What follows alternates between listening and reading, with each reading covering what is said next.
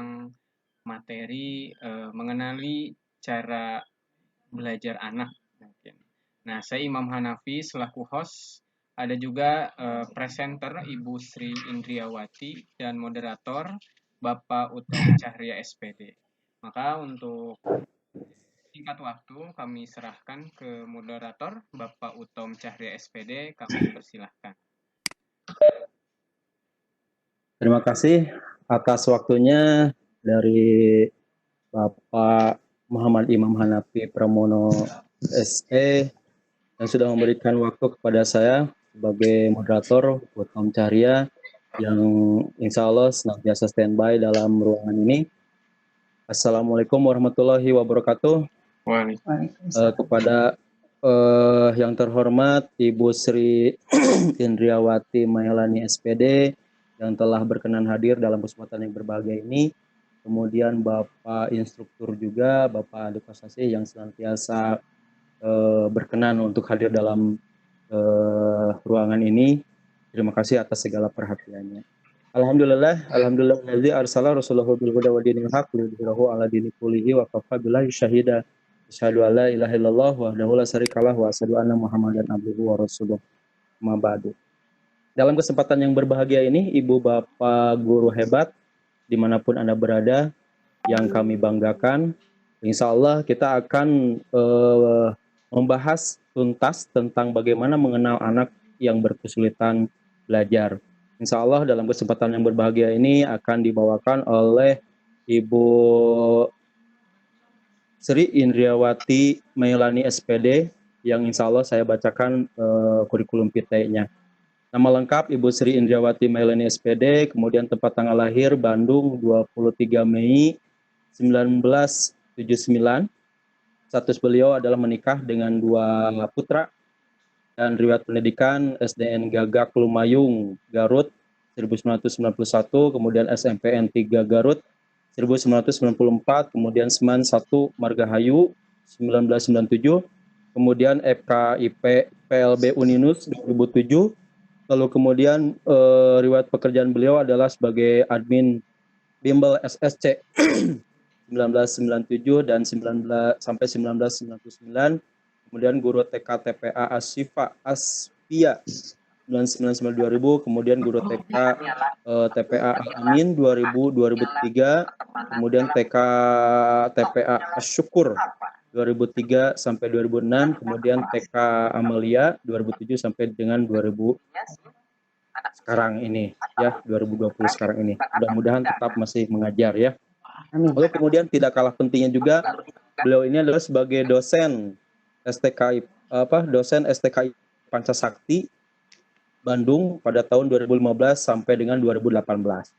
Lalu kemudian selain itu juga di keorganisasian saat ini beliau adalah sebagai operator Kecamatan Marga Asih, kemudian sekretaris PKG Kecamatan Marga Asih, lalu kemudian sekretaris FKG PAI Kecamatan Marga Asih. Lalu kemudian tidak kalah pentingnya juga sebagai bendahara Forum Komunikasi Operator Kabupaten Bandung. Ibu Bapak guru hebat dimanapun Anda berada dan partisipan yang hadir dalam kesempatan ini, yang senantiasa diberikan oleh Allah Subhanahu wa Ta'ala kesehatan, keimanan tentunya. Alhamdulillah, untuk menghemat waktu, marilah kita kumpas tuntas bagaimana cara mengenal anak berkesulitan belajar, yang insya Allah akan segera dipaparkan oleh Ibu narasumber, Ibu Sri Indriawati Mailani SPD. Oleh karena itu, untuk menghemat waktu, saya persilahkan kepada Ibu Sri untuk memaparkan materinya. Mangga, silahkan. Iya, terima kasih Pak Utom. Terima kasih juga kepada Pak Imam yang sebagai host acara ini. Kemudian Pak Instruktur Pak Ade, kemudian yang hadir juga di room ini. Ya, untuk materi hari ini, saya akan memaparkan tentang anak berkesulitan belajar. Jadi mungkin kalau berhubungan dengan belajar, biasanya kan kita udah langsung, wah ini anaknya pasti sulit gitu ya ketika belajar itu. Nah, kita akan kupas tuntas hari ini. Bentar ya, saya lagi buka PowerPoint-nya.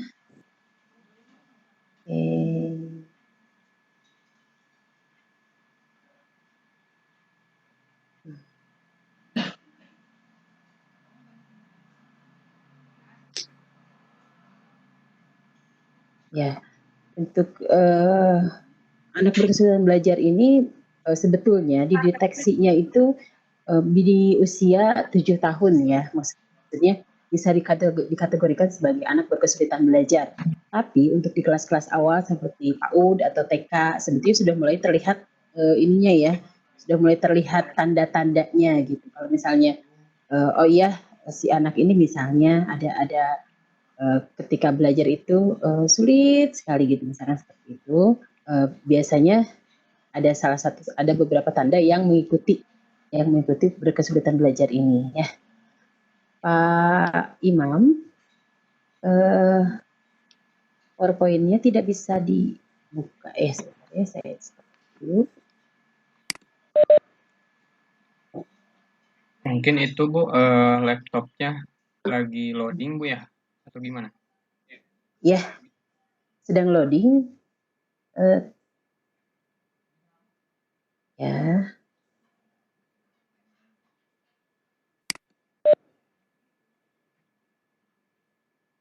Oke, berputarnya agak lama. Mungkin ini terkendala sinyal juga ya Pak ya?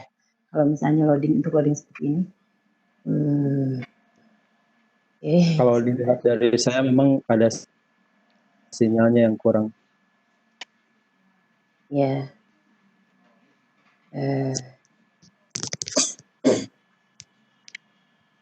Baiknya di close dulu atau diulangi dulu Pak Imam untuk ininya, untuk PowerPoint-nya. Boleh coba Bu di Tapi close dulu. Ya. Ya, saya coba ya Pak ya. Bentar saya. Barangkali ada aplikasi lain yang sedang dibuka, di close aja dulu Bu, biar mempermudah kinerja laptopnya. Ya. Ininya juga berhenti ya Pak. Gambarnya maksudnya.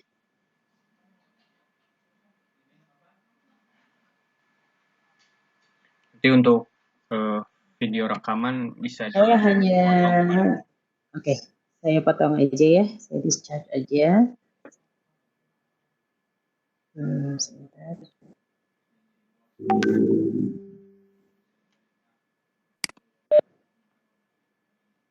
Mohon maaf mungkin ya kepada yang menunggu sebentar karena memang ini saya sedang berusaha untuk keluar dari kalau di sana gambar saya kelihatan nggak Pak? Karena di sini tidak stop. Ada. Ya, di sini stop frozen. Di sini frozen, berhenti. Semuanya berhenti.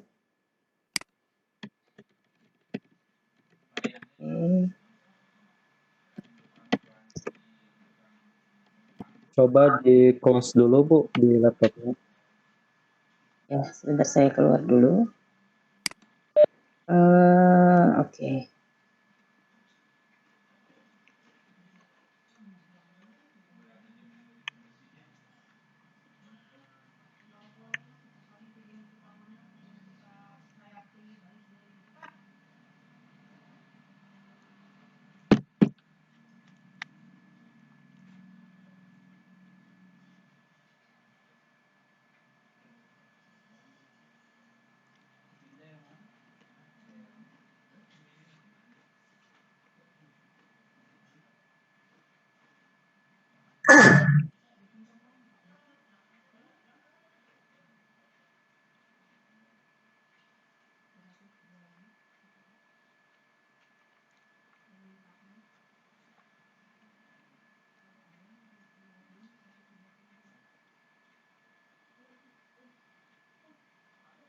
Sudah bisa Bu Sri?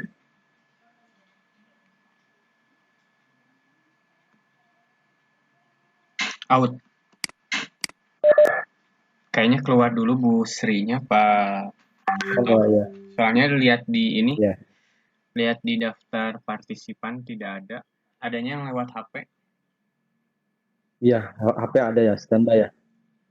Iya, standby HP.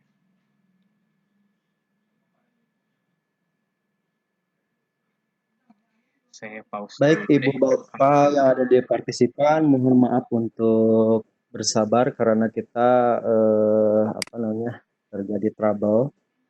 Mudah-mudahan trouble ini tidak terlalu lama, dan kami berharap pada Ya, Alhamdulillah nih sudah. maaf nih, barusan terhempas dulu keluar. Iya. Bentar saya buka dulu linknya. Oke. Yang dibuka hanya itunya saja ya, materinya saja ya Bu. Ya, tadi juga sama seperti itu. Cuman mungkin kayaknya terkendala sinyal. Bismillah ya Bu Sri. Iya. Semangat, tetap semangat ya. Semangat. Insya Allah tenang. Semangat. Ada air teh di depan Bu Sri? Aduh, tidak ada. Bapak kadang-kadang malah heula. Kalau ada minum teh dulu biar ini. Biar hangat. Coba.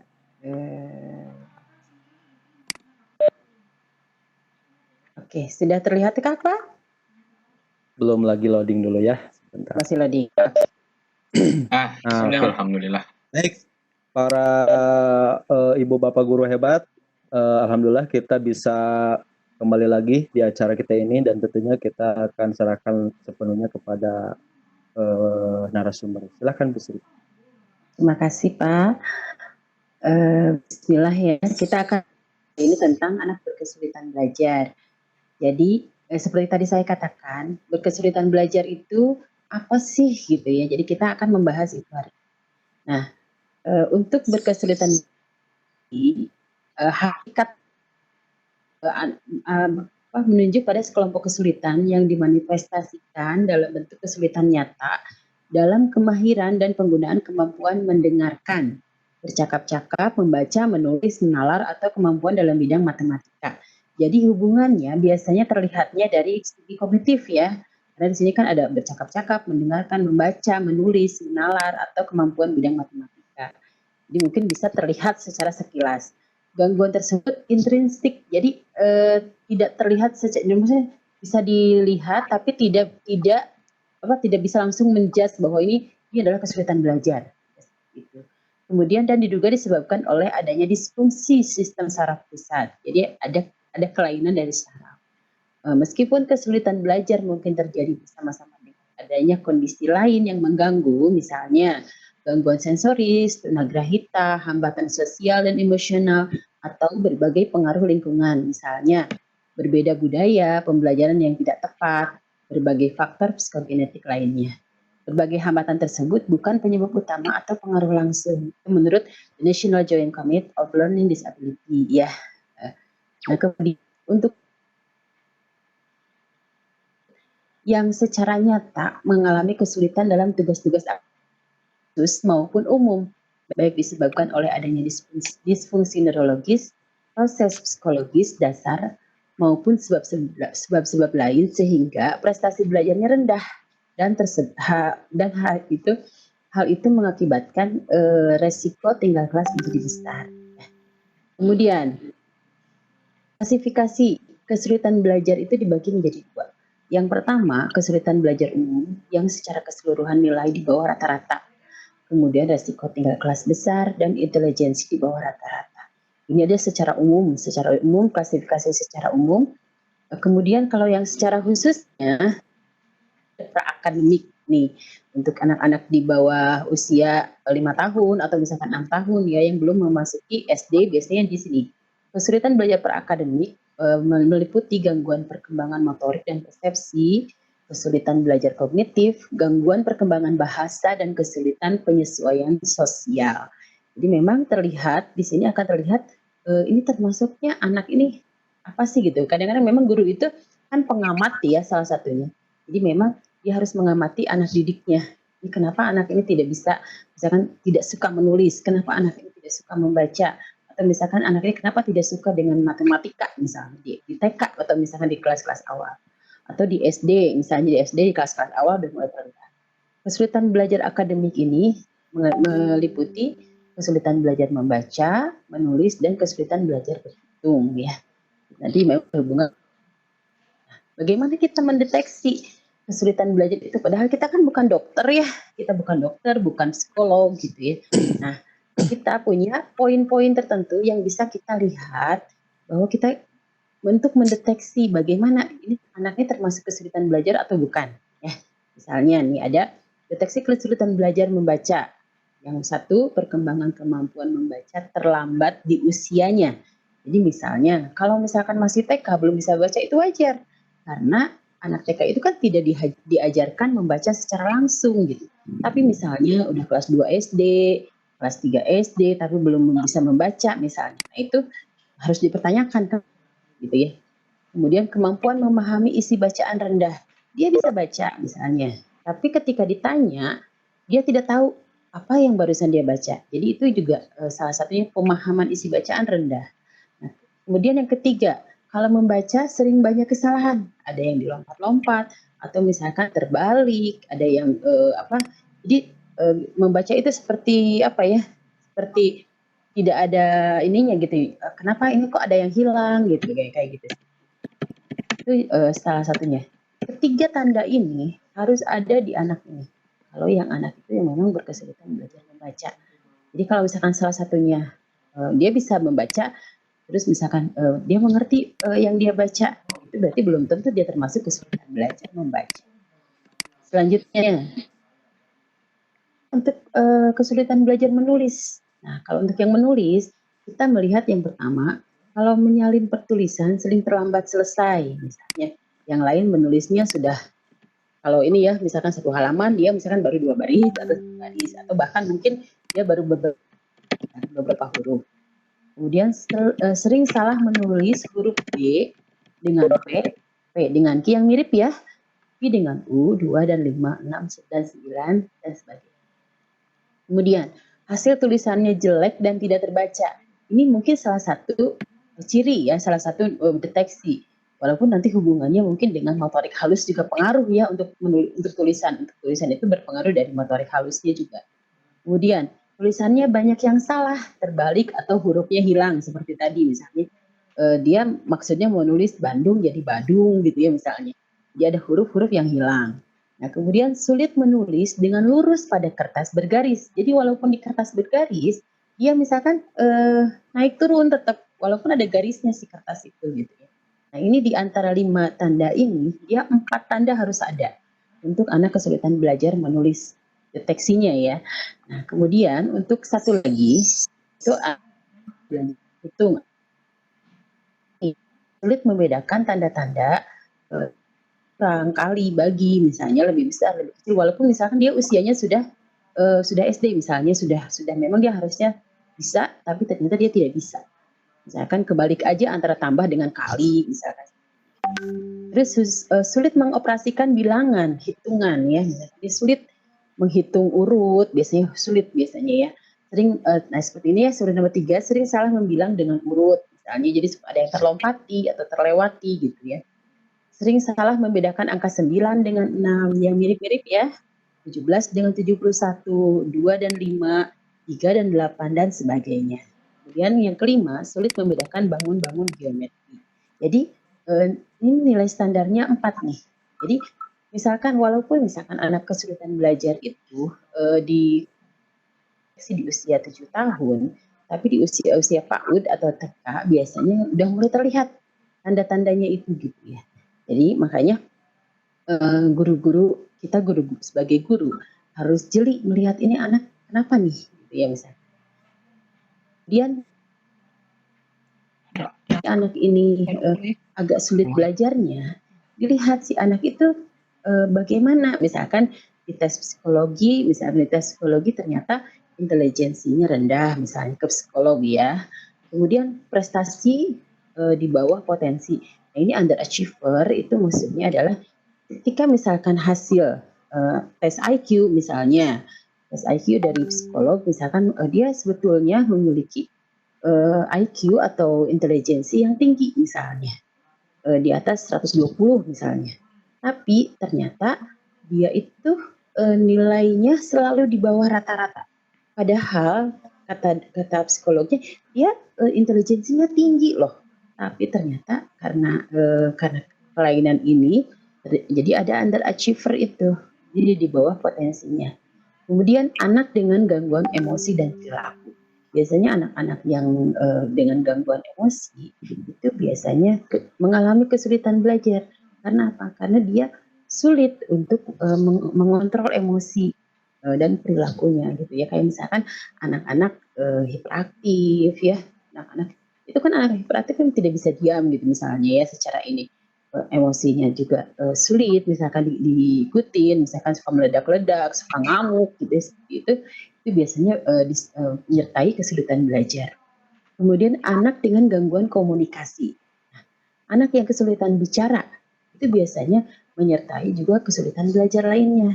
Yang otomatis dia kesulitan untuk membaca, kesulitan untuk menulis, karena dia ada gangguan komunikasi ya. Kemudian anak dengan gangguan gizi dan kesehatan. Kalau misalkan gizi itu juga pengaruh ya.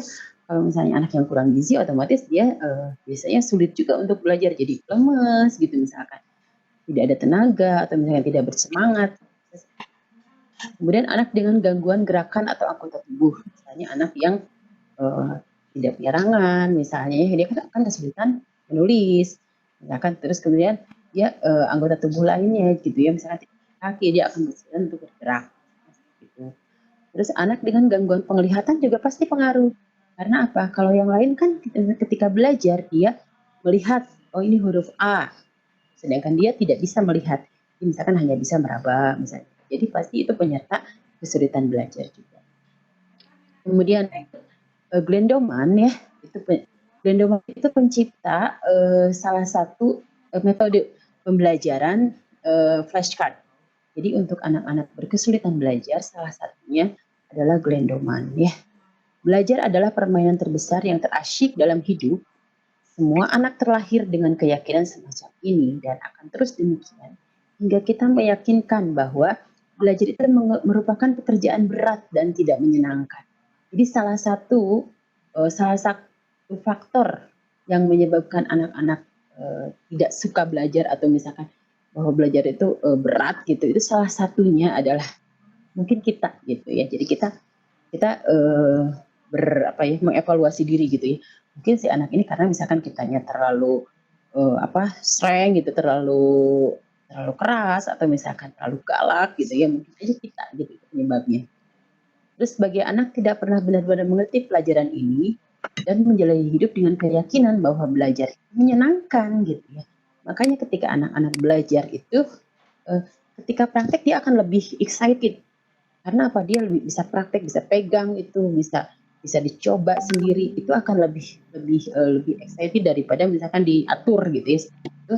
Dan merupakan satu-satunya permainan yang pantas dimainkan. Jadi belajar itu adalah bermain gitu kan. Walaupun misalkan mau seperti apa, kita ininya setiap anak itu pertamanya menganggap bahwa belajar itu adalah bermain sama gitu.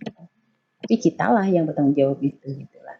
Nah, kita punya sebutan untuk orang-orang yang berpikir seperti itu, yang menganggap belajar itu adalah bermain atau permainan terasyik dan terbesar. Dan satu-satunya permainan yang pantas dimainkan, kita menyebut mereka adalah jenius. Jadi jenius-jenius itu suka bermain. Ya, coba kita lihat ya. Nah, tak ada problem membaca bagi anak-anak. Yang ada adalah problem guru dan sekolah. Jadi anak-anak tidak menganggap kalau membaca itu adalah problem, masalah ya. Buat mereka sih nggak masalah gitu ya, kalau misalkan dia misalnya gitu ya. Tapi biasanya gurunya lebih stres daripada anak. Mungkin ini kenapa nih udah kelas B, saya udah mengajarkan 1 tahun kok nggak bisa gitu ya misalkan. Huruf nggak bisa, nggak hafal. Biasanya gurunya yang lebih stres. Atau misalkan sekolahnya yang menuntut misalnya. Ini mau ke SD misalnya. Bagaimana ini anak mana aja yang belum bisa misalnya. Itu salah satunya. Jadi untuk seperti ini, sedangkan anaknya sih fun-fun aja, dia tidak masalah dengan itu. Ya, jadi memang betul seperti itu. Nah, kemudian menurut Gordon Stokes juga 80% kesulitan belajar berhubungan dengan stres. Ya, disingkirkan stres maka Anda menyingkirkan berbagai. Jadi akan berbeda kalau Anda misalkan sebagai guru mengajar ketika anak-anak Anda stres atau misalkan ketika anak-anak aja senang. Jadi itu akan sangat berbeda.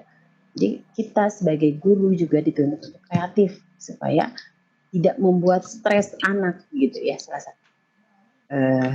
Karena memang anak-anak itu memang dunianya seperti itu. Ya, bermainnya sambil belajar sambil bermain. Jadi otomatis kita yang harus mengikuti mereka. Mungkin walaupun kita udah tua gitu ya, kita usianya sudah tidak muda lagi, tapi kita menganggap kita sebagai mereka gitu. Kita menganggap kita seperti itu ya. Nah, kemudian oke. Itu mungkin ya. Sebenarnya saya akan menginikan yang 7 orang sukses yang dengan keterbatasan mereka. Salah satunya misalnya ada Muhammad Ali ya. Muhammad Ali ini adalah petinju, tapi dia walaupun di sekolahnya dianggap sebagai anak nakal, ternyata dia sukses di bidang tinju. Nah, kemudian ada penemu terkenal misalnya ya. Itu dia dari sekolah dari dia berpindah-pindah dari satu sekolah ke sekolah lain, jadi dianggapnya sebagai anak yang tidak bisa belajar ya. Nah, itu banyak sekali tokoh-tokoh yang memiliki keterbatasan di bidang pembelajaran, tapi mereka bisa sukses. Jadi jangan khawatir kalau misalnya Anda punya anak atau misalkan anak-anak Anda yang memiliki keterbatasan atau kesulitan belajar. Ya, itu saja mungkin Pak Utom. Halo. Halo. Iya Pak. Ya, alhamdulillah. Super sekali tadi ya, telah dipaparkan begitu sangat jelasnya gitu. Dan memang ini banyak sekali gitu ya Bu Sri ya, orang anak-anak itu memang ada halanya ketika emosionalnya sudah mapan gitu, dan dia sangat bisa gitu ya dengan menyesuaikan dengan keadaan dirinya gitu. Akan tetapi tidak sedikit juga anak yang konon katanya mereka bilang itu ABK ya Bu Sri ya. Iya. ABK itu anak berkebutuhan khusus gitu. Nah, anak berkebutuhan khusus itu di kita di sekolah dasar itu karena memang kelasnya tidak ada ya, hanya beberapa sekolah dasar yang menggunakan kelas eksklusif gitu. Ketika anak tersebut inklusif atau eksklusif ya? Inklusif ya? Inklusif, iya. Maaf. Ketika anak itu dimasukkan ke kelas inklusif, akan tetapi si orang tuanya itu menolak gitu. Dan anak saya mah tekuna naon gitu. Nah, anak itu juga mah makanya pintar. Ya, anak saya mah sehat gitu. Nah, hambat dimasukkan ke gitu. Nah, itu memang hal-hal yang fakta di lapangan ya Bu Sri ya. Fakta di lapangan yang memang menjadi sebuah persoalan juga buat kita. Baik, Ibu Bapak guru yang hebat dimanapun Anda berada dan kemudian masuk dalam partisipan kami, maka dalam kesempatan yang berbahagia ini kami mengajak Ibu Bapak sekalian untuk berdiskusi bersama narasumber yang hebat dan luar biasa ini, dan mudah-mudahan hasil diskusi ini nanti kita bawa ke rumah dengan oleh-olehnya yang bisa diterapkan di sekolah kita tentunya. Baik, Ibu Bapak yang hadir dalam kesempatan yang berbahagia ini, silakan kami buka untuk sesi pertama dalam sesi tanya jawab. Boleh acungkan tangan atau mengisi di chattingan kita. Silahkan. Baik, Ibu Sri, saya ingin tadi Ibu mengatakan ada Muhammad Ali begitu ya. Kemudian ada yang lainnya. Saya jadi teringat dengan yang kita sekarang pakai gitu ya. Katakanlah lampu gitu ya, bola lampu. Padahal sebelumnya kita nggak tahu siapa yang membuat lampu gitu ya. Akan tetapi ketika itu Thomas Alva Edison itu seorang yang katakanlah punya mimpi besar gitu, sampai orang itu membuat dia tuh bodoh lah gitu ya, kemudian betul. orang gagal lah gitu. Dan dengan 99 percobaan untuk membuat bola lampu, si Thomas Alva Edison ini dia tidak menyerah gitu. Dan yang orang katakan dia itu bodoh, ternyata hasilnya dia membuat asli bola lampu asli gitu. Dalam percobaan yang ke-100 kalinya. Dan ternyata belum tentu si Thomas Alva Edison-nya itu menikmati lampunya ya. Iya. Mungkin keburu menikmati. Iya, makanya tapi kita ini gitu loh. Ya, kita ini saat ini itu sungguh sangat luar biasa gitu menikmati lampu yang diciptakan oleh Thomas Alva Edison kan gitu ya. Nah, jadi saya bilang semua orang itu tidak ada yang gagal dan semua orang itu kreatif gitu ya.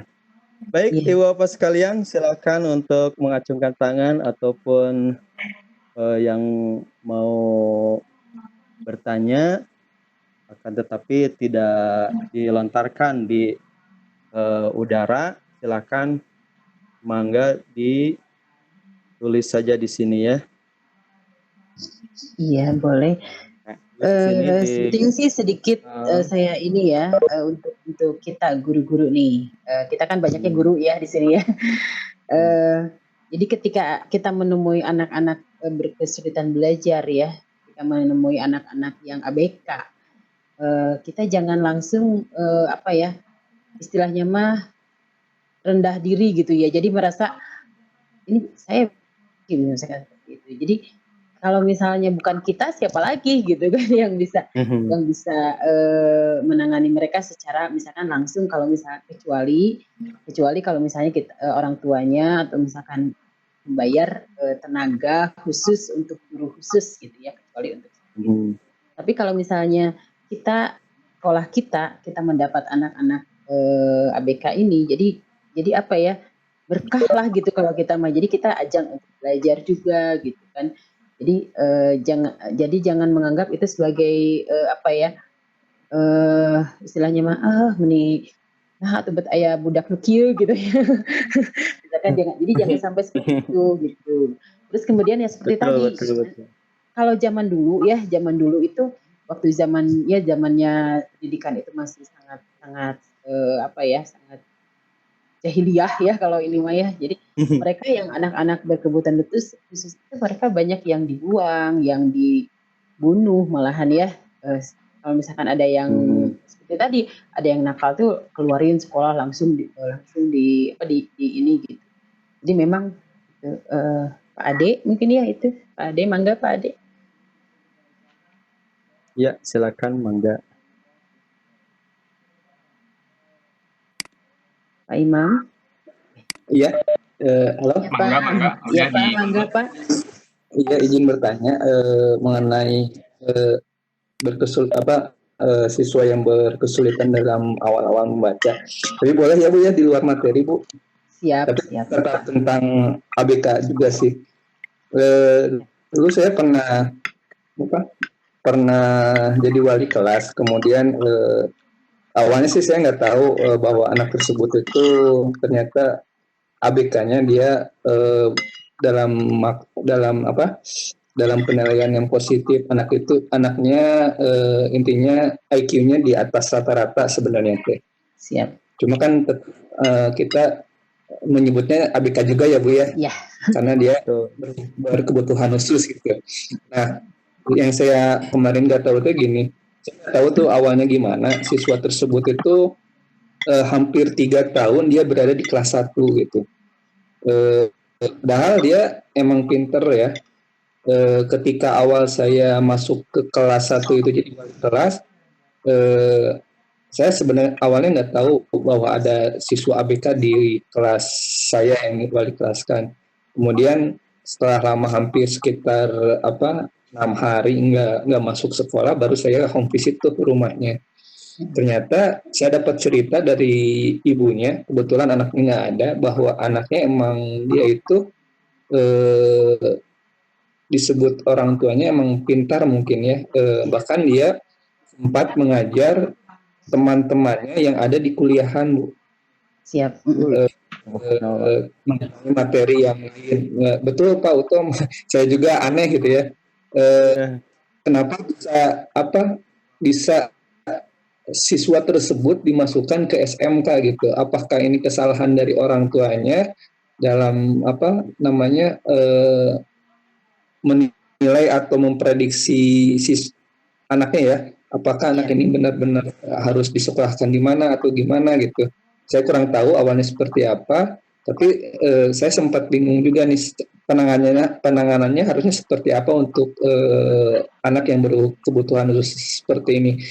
Karena emang selama 3 tahun ini dia nggak pernah bilang apa-apa, terus kemudian maaf sekolah juga emang karena kita di sekolah itu hanya berpatokan secara formal ya Bu ya, bahwa siswa ini nggak hadir 6 hari, aturannya seperti ini gitu, awalnya seperti itu. Nah saya juga baru tahunya ketika dia sudah menginjak ke 3 tahun di kelas 1 yang sama gitu. Nah sebenarnya sih ketika menghadapi anak yang seperti ini, apa yang harus kita lakukan gitu Bu? Karena kan nggak mungkin si anak itu diam di kelas ya, karena mungkin rangkin cina materi itu kayak gampang gitu asa anyang-anyangan penginten sekolah teh gitu, makanya dia mungkin banyak keluar sekolah ya. Penginten itu badai diteruskan, mudah-mudahan masih sesuai dengan materi yang dibawakan. Terima kasih Bu Sri. Ya, sama-sama Pak. Ya. Mungkin sebetulnya untuk lebih jelasnya tentang penanganan anak-anak ABK ini sebetulnya sih nanti akan saya paparkan di materi kedua ya. Tapi nggak apa-apa kita bahas hari ini. Jadi gini, ketika satu anak itu dibilang A gitu ya, misalnya si anak ini seperti tadi misalkan IQ-nya di atas rata-ratanya itu dapat dari mana yang pertama. Tugas Bapak sebagai guru itu. Jadi misalkan ditanya Ibu Bapak dulu dapat nilai misalkan IQ-nya 130 itu dari mana? Yang pertama. Misalnya apakah dari psikolog, apakah dari dokter gitu ya, itu boleh. Tanya seperti itu. Nah, kemudian memang ada sekarang itu kan ada namanya akselerasi ya. Jadi memang si anak itu dia boleh melangkahi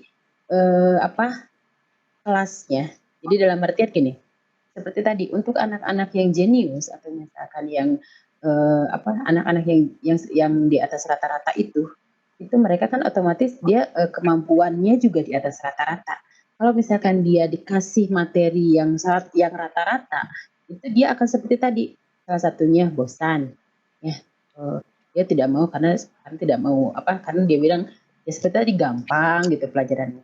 Nah, atau misalkan dia mengganggu yang lain yang belum bisa, misalkan jadi iseng anaknya tuh jadi misalkan tukang mengganggu temannya gitu kan. Nah, itu salah satu efek samping dari itu. Nah, untuk akselerasi sendiri memang tidak semua sekolah bisa dan mau ya mengadakan akselerasi itu gitu ya. Padahal kalau untuk di luar negeri ya itu kalau misalkan mau dia bisa mengikuti kelas apapun kalau misalkan dia memang berminat di situ. Dan bedanya di kita itu terlalu banyak materi-materi yang disamakan harus disampaikan. Jadi berbeda. Misalkan gini, waktu itu pernah saya ke Turki ya untuk pembelajaran anak usia dininya. Nah di sana ketika anak TK aja pembelajarannya pun sudah minat dan bakat gitu. Jadi kalau di kita kan masih sama ya semua, misalkan satu kelas misalkan belajar yang sama, materinya sama, jamnya sama, pulang sama, bareng-bareng gitu ya. Jadi nah kelemahan kita tuh gitu, kelemahan di sekolah kita tuh gitu, semuanya harus sama. Padahal kan setiap anak beda-beda ya. Misalkan kemampuan si A segini, si B segini gitu ya. Jadi itu berbeda-beda. Nah kita sebagai guru ketika misalkan si anak itu punya kemampuan yang lebih, misalnya ya kalau untuk kelas SD itu kan bisa ada ujiannya ya, misalnya kayak tes gitu ya, apa yang namanya ujian akhir semester kayak gitu ya. Kalau di TK mah kan nggak ada ya, kalau di SD kan ada. Nah mungkin boleh Bapak misalkan gini, memperjuangkan si anak ini supaya bisa akselerasi. Jadi misalkan Bapak kasih tugas untuk anak usia kelas 1 SD, misalkan dia untuk kelas 2 SD, kelas 3 SD. Jadi dikasih bertahap. Misalkan kalau dia bisa terus mengejar itu gitu ya. Sebetulnya sih itu dia bisa lebih dari kemampuan yang dia perlihatkan sekarang gitu ya. Jadi bisa aja kita yang memperjuangkan gitu. Jadi jangan sampai si anak itu karena merasa bosan, otomatis nanti nggak mau sekolah, salah satunya gitu kan, tidak mau mengikuti pelajaran, misalkan menyepelekan guru, biasanya itu salah satunya. Jadi anak-anak yang itu kan otomatis pasti si bapak teh nggak tahu apa-apa misalnya, karena seperti itu. Itu juga salah satu. Jadi dia karena memang anak-anak ABK itu bukan hanya yang di bawah, yang kemampuannya di bawah, yang tidak bisanya, tapi justru yang di atas kayak misalnya anak-anak jenis termasuk ABK juga. Jadi mereka juga karena mereka memiliki kebutuhan khusus tadi gitu, kebutuhan untuk misalkan belajar sesuai dengan potensi yang dia miliki. Jadi kalau misalnya memang dia bisa untuk untuk akselerasi, ya kenapa tidak gitu ya. Bapak bisa memperjuangkan kepada kepala sekolah misalnya, kepada atau misalnya mencari sekolah yang sanggup untuk akselerasi, bisa aja. Kan sekolah mana yang misalkan bisa menerima murid-murid akselerasi. Ya kadang-kadang karena murid-murid yang jenius atau yang cerdas itu biasanya suka dicari Pak. Kayak misalkan untuk ini kayak sains gitu ya, penelitian kayak gitu-gitu biasanya mereka dicari. Jadi sayang sekali kalau misalkan dia istilahnya mah disia-siakan gitu ya potensinya. Itu mungkin apa ya kalau misalnya mudah-mudahan sih sedikit mengobati pertanyaannya. Ya, luar biasa sekali ya Bu Sri ya, memaparkannya juga, dan Pak Ade juga pertanyaannya sangat brilian sekali. Akan tetapi itu tadi pertanyaannya orang yang di atas rata-rata ya Bu Sri ya. Ya, di atas rata-rata. Saya itu di sekolah ada satu orang yang justru beliau ini di bawah rata-rata gitu, jadi kebalikannya. Nah sehingga semua orang yang warga sekolah ya tentunya di situ menganggap anak ini teh tong bergaul jeung eta cenah bisi kabawakeun gitu kan. Nah saya perhatikan gitu ya, si anak itu memang betul Bu Sri ya, ketika main itu dia sendiri asik sendiri gitu, main sama daun gitu kan, ngomong sama daun, ngobrol gitu, sobekin daunnya, ngobrol lagi. Anak itu asik tuh gitu ya. Terus kalau ada jukut gitunya, pokoknya mah ada kertas, dia selalu ngomong gitu. Saya perhatikan ini kenapa anak ini seperti ini gitu ya. Nah sementara orang lain sampai ke guru lagi, kamu teh meni gitu kan ya, greget lah guru. Nah saya bilang anak ini justru dia punya rahasia gitu, rahasia besar. Dan saya samperin Bu anak itu, saya samperin ketika dia ngomong sama pensil gitu ya, ngomong sama pensil, saya ngikut namanya Sudais ya. Sudais lagi apa main sama pensil, bapak juga main, tinggalikeun tuh. Jadi si anaknya tuh ngelihat saya itu, oh geuning aya balad gitu loh Bu. Ini ada balad gitu ya. Nah akhirnya saya ajak dia ngomong, saya ajak pendekatan, dan akhirnya saya masuk ke dunianya gitu, ke dunia Sudais gitu. Sampai suatu waktu ketika di sekolah itu tiap hari Jumat ada kultum ya. Sebelum masuk hari Jumat semuanya kultum, dari kelas 3, 4, 5, 6 kultum di lapangan semuanya. Dan termasuk Sudais ini dia ada. Ketika saya ngomong dari hati ke hati, dan ternyata dia bisa maju ke depan, duduk di kursi, menghadapi mic, kemudian baca Quran 3 surat Bu. Subhanallah ya. Iya. Jadi memang dan satu lagi yang harus diingat ya, ABK itu tidak menular. Ya, betul. Jadi, itu pengaruh gen ya Bu ya. Pengaruh gen ya. Kalau ABK menular itu guru-guru SLB gimana nasibnya? Jadi inti dari yang tadi sampaikan itu, jadi kalau ada anak ABK itu jangan dijauhi gitu. Ya betul. Karena memang karena mereka seperti tadi kita harus menjelaskan, apalagi kalau di sekolah umum ada ya misalkan, itu sebetulnya ajang untuk anak-anak kita itu belajar gitu. Jadi kalau misalnya ini anak ini ada agak berbeda gitu. Jadi misalkan lakukannya bagaimana, kita boleh. Malahan justru saya itu kebetulan ya di TK itu menerima anak ABK, dan di kelas saya hampir setiap tahun selalu ada anak ABK. Jadi si anak yang lain itu justru ngomong gitu ya. Kalau misalkan eh bisa yang pertama masih suka lempar-lempar, misalkan yang kedua jangan lempar, pelan-pelan misalkan. Jadi memang mereka ini care gitu. Jadi mereka ngasih kesempatan gitu ya. Karena misalkan tahu anaknya seperti itu, jadi mereka menghargai orang lain gitu. ABK itu gitu. Walaupun misalkan mereka tidak mengerti secara definisi gitu ya, apa ini anak apa gitu. Pokoknya mereka tuh kalau sama ini mah anak ini mah harus misalkan kitanya harus misalkan memberi kesempatan gitu kayak gitu-gitu. Jadi memang lebih ke sana gitu. Diajak Iya. untuk belajar juga. Ini sangat menarik sekali ya Bu Sri ya. Mangga Ibu Bapak guru hebat yang ada di room ini dan yang ada di luar nanti apabila yang ingin ditanyakan silakan. Tentunya ini jadi greget ya, pengen bertanya kayaknya nih. Silakan, ada siapa nih? Boleh mau bertanya juga langsung acungkan tangan ya, kalau tidak mengisi di chattingannya. Iya. Ini ada pertanyaan nih yang masuk ke saya Bu Sri ya. Ada anak TK, kemudian dia itu bisa baca gitu, bisa baca, bisa berhitung. Nah, orang tuanya itu ingin memasukkan ke SD gitu. Dan usianya masih Nah, usianya masih. Nah, itu betul. Ya. Betul. Kebanyakan Dan seperti begitu, itu yang dan si orang tuanya itu ngotot gitu. Dan anak saya pinter gitu, masukin saja ke ini gitu. Nah, itu gimana solusinya itu ya. untuk mengantisipasi Gini, seperti itu, Bu? entah itu kan ngasih ya itu. Jadi gini, si batasan ya. Kan anak usia SD itu usia bisa sampai 7 tahun. Jadi itu bisa masuk SD. Lebih aman 7 tahun. Itu ada alasannya. Jadi bukan semata-mata misalnya telinga sampai tangan sampai telinga. Kan zaman dulu begitu ya. Iya, saya juga ngalamin itu, Bu. Betul.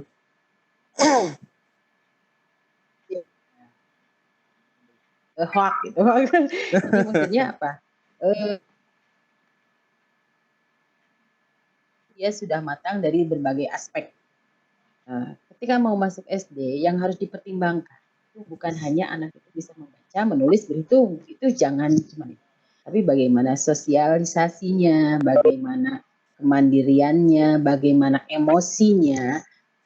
Jadi bagaimana dia mengatasi masalah ketika nanti dia berhadapan dengan orang baru. Jadi kebanyakan anak-anak yang dipaksa dalam artian dalam tanda kutip paksa masuk SD itu biasanya ketika awal dia startnya naik, wah paling duluan, segala sesuatu tugas aku duluan. Tapi ketika kelas 3, kelas 4 dia malah down ke bawah. Ketika yang lain mulai naik dia malah turun. Itu kebanyakan seperti itu. Kenapa? Karena kalau misalnya kita start awalnya dia 0 bahkan 0 ya, misalkan belum bisa baca sama sekali. Itu ketika di kelas 3 itu akan sama. Kemampuan dia akan sama. Kemampuan anak yang belum bisa baca ketika masuk dengan anak yang sudah bisa baca ketika masuk kelas 3 itu kemampuannya sama. Itu akan sama. Itu sama. Nah, tapi anak yang baru bisa baca dia kan lagi senang-senangnya tuh. Excited. Wah, aku bisa baca. Segala macam, dia lebih semangat belajar. Sedangkan yang sudah bisa baca dia bosan, dia males baca ini, dia jadi malahan ngedown, ngedrop gitu. Kalaupun misalkan tidak di SD, nanti di SMP, di SMA, salah satunya misalkan dengan mogok sekolah, dengan kenakalan remaja, itu salah satunya adalah dipaksa untuk masuk sekolah pada usia dia belum matang gitu. Jadi mau mama di rumah itu harus mempertimbangkan itu. Jadi guru juga sama. Guru juga gini, jangan sampai anak ibu udah bisa baca nih. Sok aja Bu, nggak apa-apa masuk SD aja. Jangan sampai seperti itu. Karena aspek kematangan itu bukan hanya kognitifnya saja. Ya. Jadi ditakutkannya nanti ngedrop di kelas 4 SD atau kelas 5 yang mulai justru tugas banyak ya. Menghadapi ujian kalau kelas 6 gitu.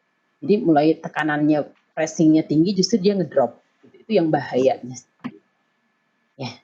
Ya betul, betul memang saya juga pernah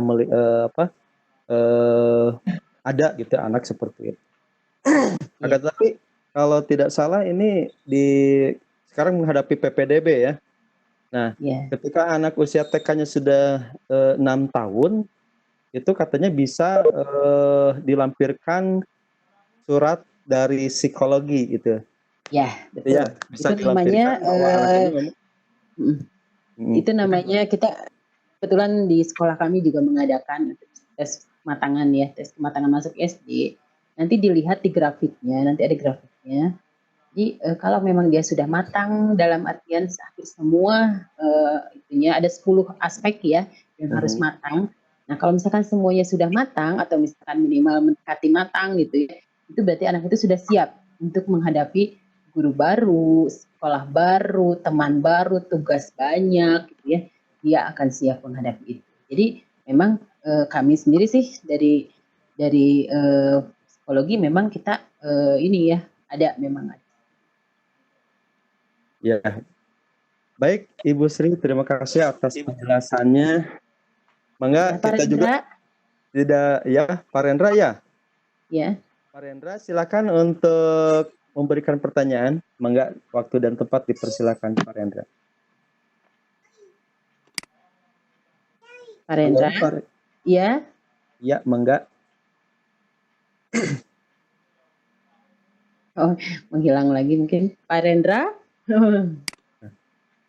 Bisa Nah, silakan Pak Rendra iya. untuk masuk. Halo. Halo, oh kepencet. Oh ya sudah nggak apa-apa. Ya, Ya, nggak apa-apa. ada Pak Rendra nggak jadi? Kepencet katanya Pak. Oh ya, baik nggak apa-apa. Silakan dari yang lainnya kita berikan waktu kurang lebih 5 menit ya. Silakan Ya. kepada yang hendak mau Mungkin Pak bertanya. Entis ya. Pantis ya? Oh iya ya, ini Pantis ini Ya. sahabat saya. Silakan Pantis. Assalamualaikum warahmatullahi wabarakatuh. Pantis, Entis mau langsung boleh? langsung saja Pantis.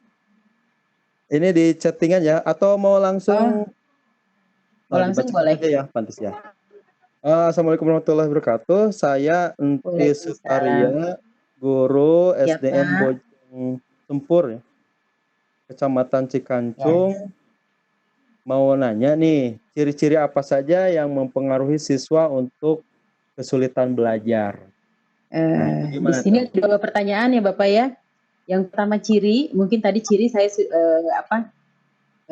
kalau misalkan ciri mungkin tadi saya sudah paparkan di awal ya. Kalau misalkan apa yang mempengaruhi atau misalkan apa sih penyebab kesulitan belajar ya? Mungkin saya akan jelaskan sedikit mungkin. Yang pertama misalkan ada genetik ya Pak ya. Genetik itu bisa dari orang tua, bisa dari kakek, nenek. Jadi mungkin aja misalkan papa mamanya nggak masalah, tapi ternyata anaknya ada, ternyata kakeknya dulu misalnya. Itu biasanya ada genetik. Kemudian biasanya ada juga kebiasaan. Nah, kebiasaan ini kalau misalnya kita ya anak zaman sekarang itu kan ya, kalau misalnya biar anteng lah istilahnya, biar anteng sama orang tuanya tuh dikasih gadget ya, Iya, dikasih fasilitas-fasilitas, ya pokoknya mah biar anteng lah gitu ya. Nah, itu salah satu penyebab juga ya, otomatis biasanya anak yang sudah kecanduan gadget akan sulit juga belajarnya ya. Jadi dia akan lebih saya udah saya nggak mau gitu, nggak mau misalkan belajar itu membosankan gitu ya, sedangkan gadget itu lebih menarik, itu juga bisa seperti itu. Terus biasanya makanan gizi ya, gizi juga pengaruh. Jadi karena memang asupan gizi itu berpengaruh ke otak ya, asupan ke otak juga. Jadi otomatis ibu-ibu hamil yang hamil muda nih, yang pembentukan otak itu kan 0 sampai 1 bulan ya, 1 bulan pertama untuk yang otak itu harus hati-hati dalam masalah gizi ya. Jadi jangan terlalu digugu ngidamnya. Jadi kalau misalnya karena kerasa sama saya Bapak, saya kalau ngidamnya pengen lihat Bu Agustin gimana? Aduh. Jadi memang Jadi memang gitu ya. Jadi maksudnya apa? Jadi hati-hati dalam konsumsi makanan atau misalkan ini ketika kita hamil itu juga salah satunya tidak boleh merokok, tidak boleh minuman keras, ya, pasti ya seperti itu narkoba dan sebagainya itu nggak boleh. Ini memang yang paling besar itu biasanya kerusakan di otak itu diakibatkan dari ketika hamil di awal. Jadi biasanya kita psikolog itu suka bertanya pas begitu ini dulu waktu hamilnya gimana gitu kan apakah pernah jatuh, apakah misalkan makannya tidak betul, biasanya seperti itu. Terus biasanya salah satunya untuk anak-anak berkesulitan belajar itu salah satunya misalkan terlihat ketika di awal-awal pembelajaran memang dia kurang begitu tertarik gitu ya dengan pembelajaran. Seperti anak disleksia. Disleksia itu dia kalau misalkan katanya ya karena saya bukan disleksia, katanya mereka itu kalau melihat huruf itu kayak yang jalan-jalan. Makanya dia tidak suka membaca. Anak disleksia itu karena apa? Pusing katanya. Jadi pusing lihat huruf itu kayak apa katanya jalan-jalan lompat-lompat gitu. Jadi dia rata-rata anak-anak yang disleksia atau kesulitan membaca itu biasanya sangat tidak suka dengan membaca. Pastilah gitu ya. Seperti itu. Ya, jadi memang kita sih pencegahannya kalau kita sih jangan sampai kita terlalu lost gitu. Masalah apakah itu masalah gizinya atau masalah pembiasaannya juga termasuk. Ya, kalau untuk otak sih kerusakan otak kita juga tidak tahu ya kalau misalkan penyebab utama dari obat-obatan apa itu bisa juga mempengaruhi. Kalau dari otak mah kan sulit ya dijabarkannya gitu. Kalau misalkan sudah kerusakan otak itu sulit gitu kan kalau misalkan. Ya Bapak mungkin seperti itu. Super sekali ya Pak Entis, ini pertanyaannya sangat mantap sekali dan super sekali. Dan tadi yang disampaikan oleh Ibu Sri itu faktor dari dalam mungkin ya, itu dari internal. Akan tapi begini Bu, sedikit saja saya ingin ini, bagaimana kalau faktor dari luar gitu, eksternal, misalkan di rumah itu anak dititipkan ke babysitter kan gitu ya, atau di lingkungannya memang yang kurang kondusif, itu berpengaruh atau tidak gitu ya? Sebetulnya kalau dasarnya kayak misalnya kecerdasan itu tidak bisa disembunyikan ya, dalam artian gini, kalau misalnya walaupun misalnya ya dia misalnya di tempat yang istilahnya mah ya lingkungannya teh biasa-biasa saja. Tapi kalau misalkan dia memang dasarnya kecerdasannya misalkan tinggi, itu bisa keluar dari situ. Jadi dia bisa keluar dari situ. Tapi kalau misalnya lingkungannya itu sangat berpengaruh ya, kayak tadi misalkan kan kalau misalnya kita kayak apa ya, kalau film Tarzan gitu ya, kan dia kan punya kecerdasan ya, tapi karena lingkungannya misalkan binatang, jadi dia tidak bisa sama sekali mengeluarkan potensinya gitu kan. Jadi bicara juga kan dia misalkan bicara bahasa binatang gitu kan. Jadi memang padahal kalau misalkan dia lingkungannya di manusia ya mungkin tidak akan seperti itu gitu kan. Jadi memang pasti lingkungan itu berpengaruh, tapi potensi anak juga tetap dia membawa juga gitu. Jadi ada dasarnya. Misalkan anak yang maaf ya, kebanyakan anak-anak yang di bawah rata-rata, ada beberapa justru orang tua itu sangat pintar. Jadi orang tuanya ada ya, teman saya juga ada orang tuanya bapaknya dokter, ibunya dosen. Itu kan orang-orang pintar ya, tapi ternyata anak-anaknya tunagrahita. Jadi itu betul, tidak bisa, walaupun misalkan lingkungannya kan lingkungan cerdas gitu, lingkungan yang bagus, tapi ternyata memang yaitu salah satu ada genetik juga, mungkin ada kayak kromosom, kalau misalnya ada kelainan kromosom kayak gitu, itu kita tidak bisa juga bisa ya, salah satunya mungkin takdirnya juga gitu. Jadi memang tidak 100% dianggap lingkungan juga disalahkan gitu ya. Baik Ibu Sri sebagai narasumber yang hebat sekali. Rupanya kita tidak terasa ya, ini waktu tadi mohon maaf mungkin di awal ingin sekali itu berdiskusi panjang gitu, tetapi waktu kita memang tidak cukup ya kalau dalam sesi ini. Mungkin Insya Allah kita di luar room Di ini sesi kedua nanti. ya di sesi kedua ya, dan nanti akan nyambung dengan pembahasan saya insya Allah ya. Betul. Baik, Ibu Bapak guru hebat dimanapun Anda berada, terima kasih atas partisipasinya. Untuk sebelum ditutup, mungkin ada sedikit kata-kata yang ingin disampaikan oleh Ibu sebagai penutup. Ya.